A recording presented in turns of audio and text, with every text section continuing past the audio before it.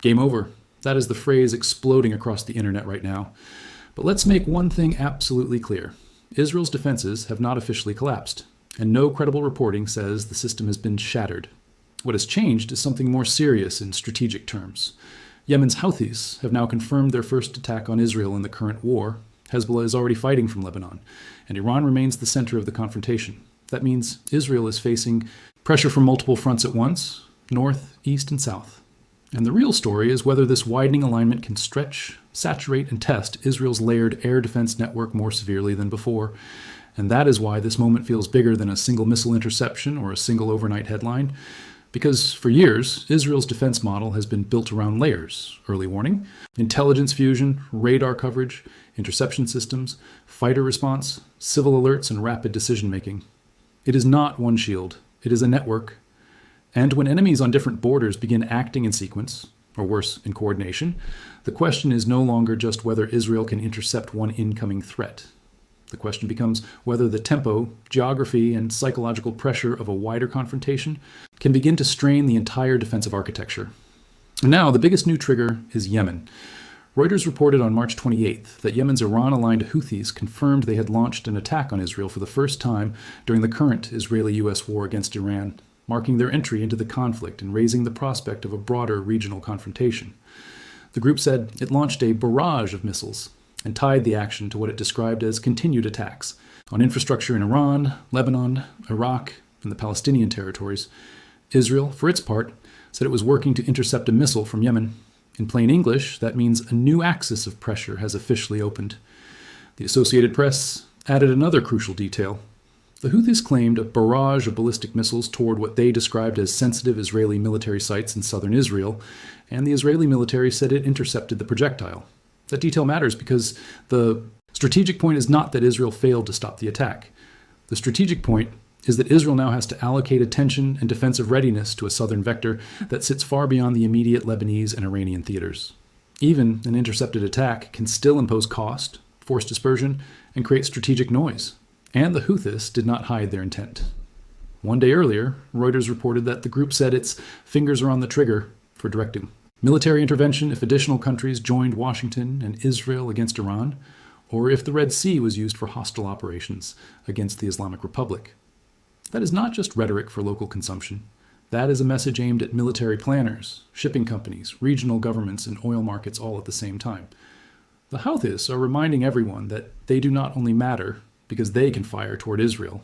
They matter because they sit along one of the most critical maritime choke points in the world. That maritime angle is what makes Yemen so dangerous in a wider war. AP noted that if the Houthis ramp up attacks on commercial shipping in the Bab el-Mandeb Strait, the effect could be devastating for global trade, maritime security, and oil prices. So Yemen's role here is two-dimensional. One dimension is direct pressure on Israel through missile and drone attacks. The other is indirect pressure on the wider anti-Iran coalition by threatening sea lanes, freight costs, insurance premiums, and energy flows. This is what makes the Houthis far more important than a simple proxy joins the war headline. They do not just add another missile, they add another strategic theater. Then there is Hezbollah. And this is where the pressure becomes far more immediate for Israel. Hezbollah is not a distant actor firing from across the Red Sea. It is a heavily armed force on Israel's northern front with deep battlefield experience, stockpiles, infrastructure, and a long history of confrontation with Israel. AP reported that since March 2nd, Israel has been attacked from Lebanese territory more than 2,000 times with missiles and drones. Most were intercepted or fell in open areas, but the number itself tells you everything about the tempo of this war. This is not about one spectacular strike. It is about persistent pressure, and Hezbollah is signaling no quick exit. Done one in groans. Reuters reported on March 25th that Hezbollah chief Naim Qassem rejected talks with Israel under fire, framing negotiations in those conditions as imposed surrender, and said Hezbollah fighters were ready to continue without limits. Whether that translates into a full escalation or controlled pressure, the message is unmistakable. Hezbollah wants Israel to understand that the northern front will remain active, politically costly, and militarily exhausting. That alone changes the defensive burden on Israel because a country under multi-front threat has to think in terms of sustainability, not just capability. But there is an even deeper layer to Hezbollah's role that many casual viewers are missing. Reuters reported that after Hezbollah was badly damaged in 2024, Iran's Revolutionary Guards helped rebuild its military command, retrain fighters, oversee rearmament, and restructure the organization into a more decentralized, cell-based model. According to Reuters' reporting, this mosaic defense approach was designed to preserve secrecy, reduce vulnerability, and help Hezbollah continue operating despite losses to senior leadership and organizational breaches. In other words, Israel is not necessarily facing the same Hezbollah it thought it had weakened before. It may be facing a more adaptive version. That is where the story becomes larger than any single front. Iran brings central strategic direction and missile pressure. Hezbollah brings depth, volume, and geographic proximity from Lebanon. The Houthis bring long-range disruption from Yemen, plus maritime leverage in the Red Sea corridor. These are not identical actors, and they do not need perfect synchronization to create a real strategic challenge. All they need is timing that forces Israel to divide attention, interceptors, intelligence bandwidth, and political focus. This is why the phrase defense grid is useful, not as official doctrine, but as a storytelling frame. Israel's defense posture depends on layers working together under pressure: detection, classification, prioritization, interceptor allocation, command approval, Air Force readiness, and public warning systems. A multi-front conflict attacks that model in two ways. First, it tries to increase the number of incoming threats. Second, it tries to complicate the timing and origin of those threats. When missiles or drones come from different directions and at different intervals, the stress is not only physical, it is cognitive and organizational. And that brings us to the central question of this entire video. Are Yemen and Hezbollah trying to shatter Israel's defenses? Strictly speaking, we do not have verified evidence that Israel's defense network has broken. But we do have strong evidence that Israel's adversaries are trying to stretch it, overload its planning cycle, and increase the number of simultaneous risk points. That matters because modern air defense is not judged only by whether it can intercept one missile. It is judged by whether it can keep performing day after day across multiple fronts without allowing one lapse to produce a strategic shock. The psychological effect is enormous. Even when most projectiles are intercepted or land in open areas, constant alerts have real consequences. Residents stay tense. Civilian confidence falls. Local economies slow. Airports, freight, schools, logistics, and public life all feel the pressure. AP reported that residents in northern Israel are on edge under the steady stream of missiles and drones from Lebanon, and many are angry about the burden on communities near the border. That tells you something important. In long conflicts, the defensive challenge is not only military, it is social endurance.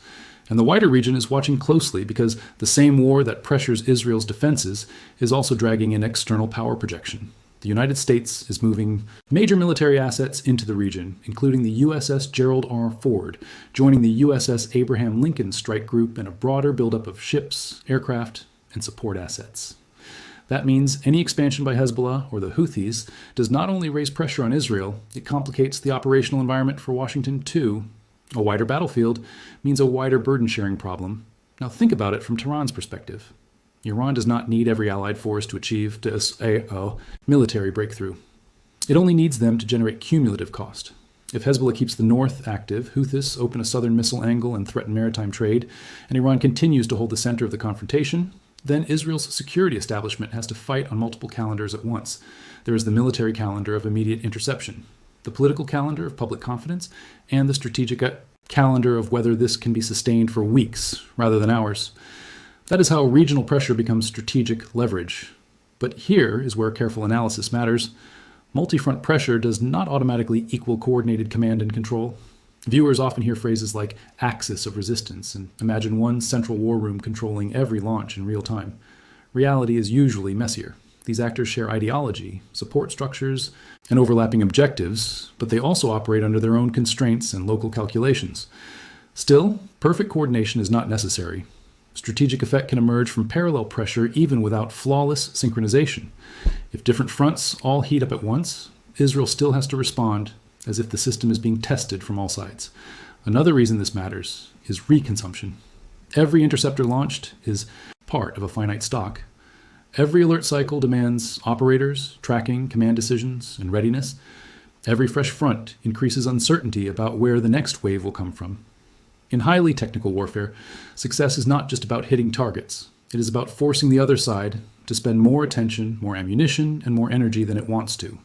That is one reason why attacks that are intercepted can still serve a larger strategic purpose. They force the defender to keep proving that the shield remains intact. Then there's the Lebanon factor, which may be the most dangerous of all because it is not hypothetical anymore. AP reports that Israeli strikes have hit central Beirut and southern Lebanon, while Hezbollah has launched barrages of dozens of missiles into Israel, with combat already underway in some border areas. Israeli troops are massing for the possibility of a larger ground operation. If that front intensifies further, the burden on Israeli planners grows sharply because a prolonged northern campaign can dominate attention, even while other threats continue from farther away. That is what makes Yemen's entrance so strategically useful for Iran and so strategically uncomfortable for Israel. A state can often concentrate on its most dangerous front. What it hates is distraction layered onto danger. The Houthis may not be the heaviest direct military threat compared with Hezbollah's northern pressure, but their participation means Israel cannot treat the war as one main front with secondary noise. The map becomes wider, the warning horizons become more complicated, and even if most southern launches are intercepted, the system still has to stay switched on. So is this really game over? No, not in the literal sense, and saying that as a factual conclusion would be irresponsible. Israel still retains formidable military power, active defense systems, intelligence depth, USO support, and the ability to escalate in response. But if you understand the title as a dramatic way of asking whether Israel's air defense network is facing one of its toughest stress tests yet, then yes, that question is now real.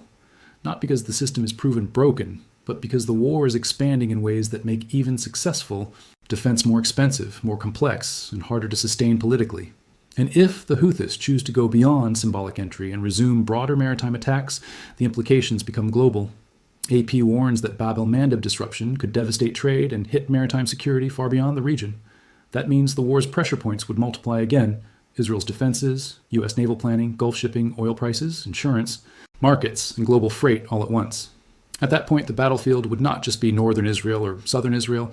It would include trade corridors linking Asia, Europe, and the Middle East. So what should viewers watch next? First, whether Houthi launches remain limited or become regular. Second, whether Hezbollah increases the volume or sophistication of attacks from Lebanon. Third, whether Iran itself shifts from direct signaling to a more sustained campaign of pressure.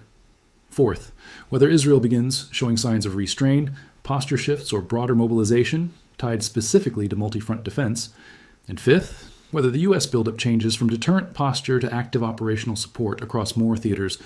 Those are the indicators that will tell us whether this remains a high-pressure standoff or becomes a truly regionalized conflict. In the end, the most important takeaway is this: Yemen joining the fight does not mean Israel's defenses are finished.